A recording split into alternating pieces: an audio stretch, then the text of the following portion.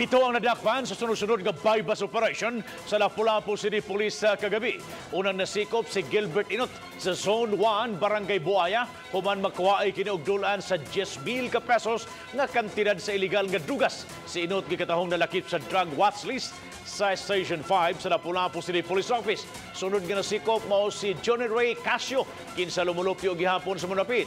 Nakuhaan si Casio og 5 ka gagmayng sachet nga gituang shabu. Samtang sa Purok Thunder sa Barangay Babag, tulo ang nasikop pagkaganihang kadlawon.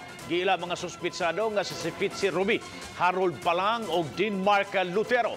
Si Ruby nalakip sa drugs watch list sa Lapu-Lapu City Police Office, samtang sila si Palang o Lutero gitumbok ng mga newly identified drug personalities. Ang tulo na kuwanog dulan sa 3,000 ka pesos nga balor sa illegal nga drugas. Samtang sa Apir Matumbo, Barangay Pusok, nasikop si Joey Patalingog. Usa ka habal-habal driver, nakuhaan siya og dulan sa 8,000 ka pesos nga balor sa illegal nga drugas.